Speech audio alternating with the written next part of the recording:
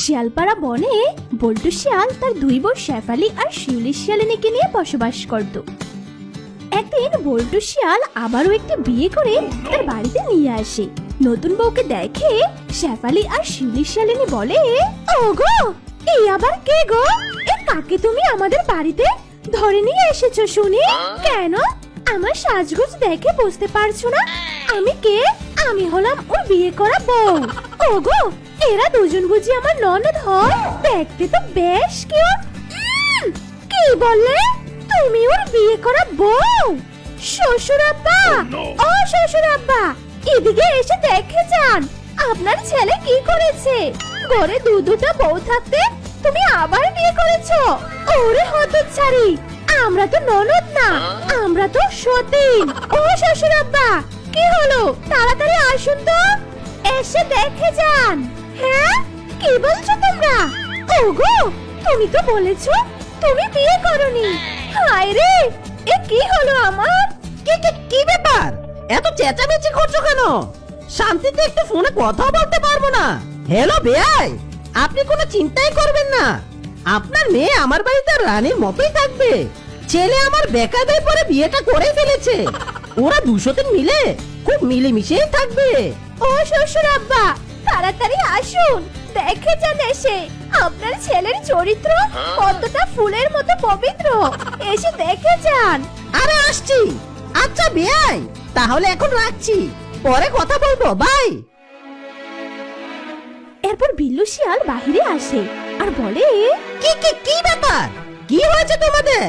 দুই বউয়ের চিৎকারে তো আমার কান জ্বালাপালা হয়ে গেল। আরে এই মেয়ে আবার কে?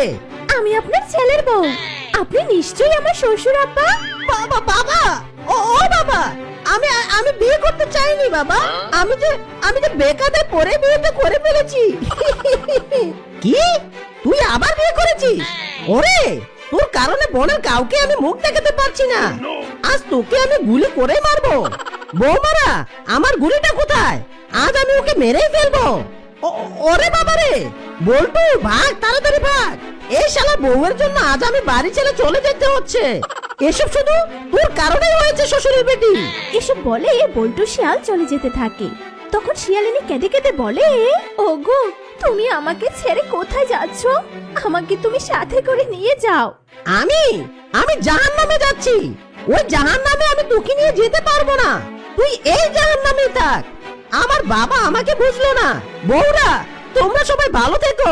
এসব বলে বল্টু শিয়াল বাড়ি থেকে চলে যায়।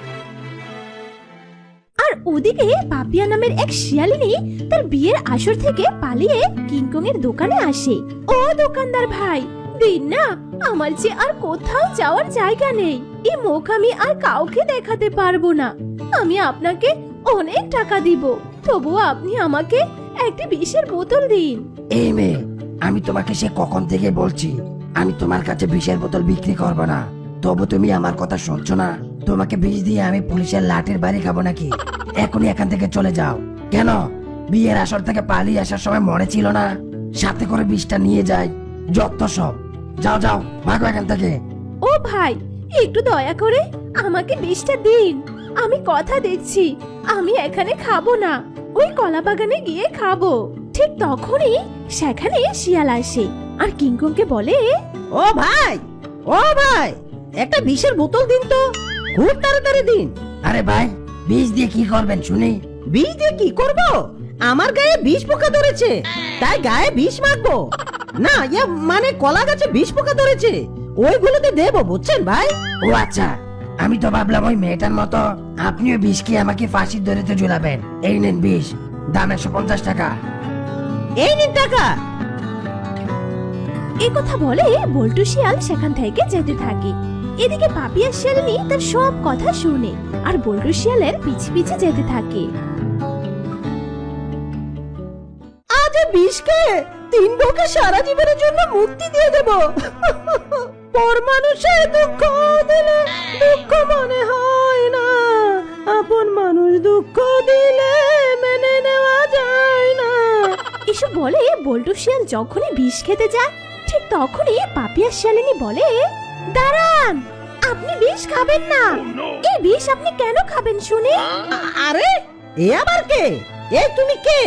আমাকে বিষ খেতে মানা করছো কেন? আমার নিজের মানুষেরাই তো আমাকে মেরে ফেলতে চায়, আর তুমি তো আমার কেউ না। তুমি কেন আমায় নিষেধ করছো? আর দেখে তো মনে হচ্ছে তুমি কারো বাড়ির বউ। হ্যাঁ, আমি কারো বউ হতে যাচ্ছিলাম, কিন্তু আমি একজনকে অনেক ভালোবাসি। তার জন্য আমি বিয়ের আসর থেকে পালিয়েছি। যার আশায় পালিয়েছি, তার বাড়িতে গিয়ে দেখি সে বিয়ে করেছে, তার বউ বাচ্চা সব আছে। তাই আমি এই মুখ আর কাউকে দেখাতে চাই না। এই বিষ থেকে আমাকেও একটু বিষ দিন, আমিও মরতে চাই।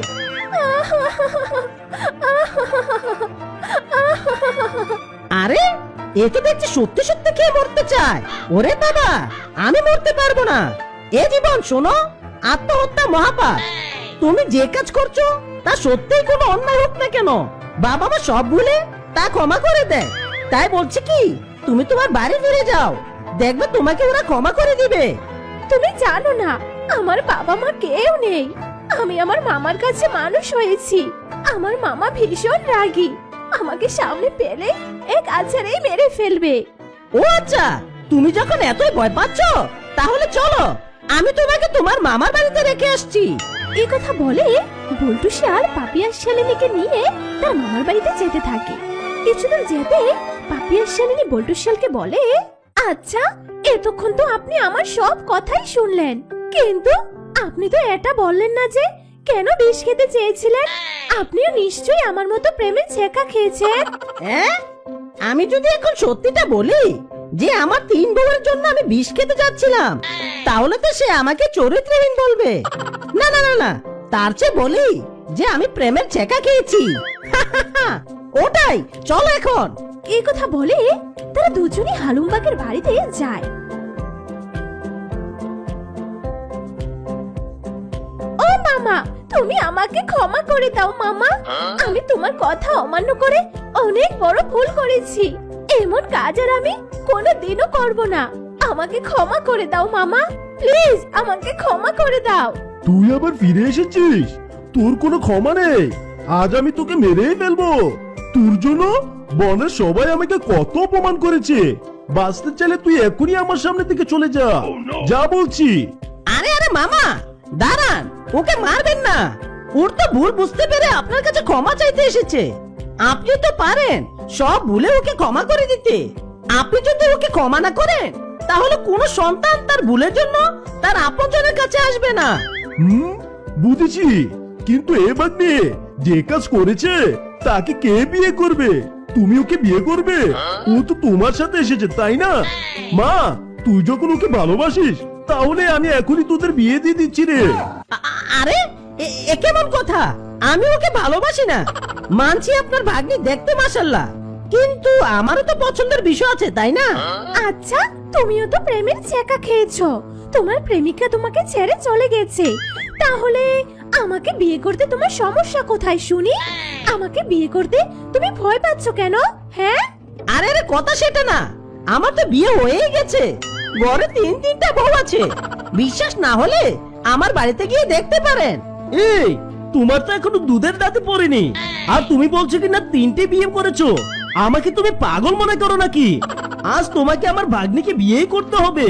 তোমাকে আমি ছাড়ছি না রে বাপু। হায় রে, এ কি বিপদে পড়লাম আমি। আবার বিয়ের বেকাতে পড়ে 3 নাম্বার বিয়ে করেছি। আবার বিয়ে করে বাড়িতে নিয়ে গেলে 3 বউ আর আমার বাবা মিলে আমাকে তেলে ভেজে ফ্রাই করে খাবে। এরপর হালুমবাগ জোর করে বল্টুর সাথে পাপিয়ার বিয়ে দিয়ে দেয়। তারপর বল্টু পাপিয়াকে নিয়ে বাড়িতে যায়।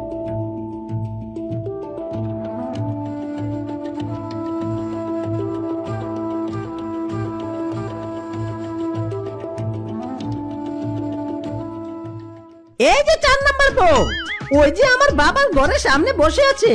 তুমি গিয়ে তাকে সালাম করো। আমি যেতে পারবো না, আমাকে দেখলে জানেই মেরে ফেলবে। ওগো, তুমি এখানেই থাকো, আমি গিয়ে তোমার বাবাকে সব বলছি যে আমি তোমার ছেলের একমাত্র বউ। এই কথা বলে পাপিয়া শিয়ালিনী বিল্লু শিয়ালের সামনে যায়। পাপিয়াকে দেখে বিল্লু শিয়াল বলে, এই যে মা, কে তুমি? এখানে কি চাও? শ্বশুর আব্বা, আমি আপনার ছেলের বল্টুর বিয়ে করাবো। আপনার ছেলে আপনাকে না জানিয়ে আমাকে বিয়ে করেছে, তাই তো ও আপনার সামনে আসতে খুব ভয় পাচ্ছে। আপনি নাকি খুব রাগী। হাই হাই রে বৌমারা, এদিকে এসো তাড়াতাড়ি, এসে দেখে যাও তোমাদের ছাগলটা কি করেছে।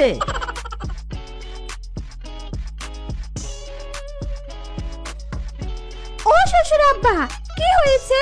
আর এই মেয়ে কে?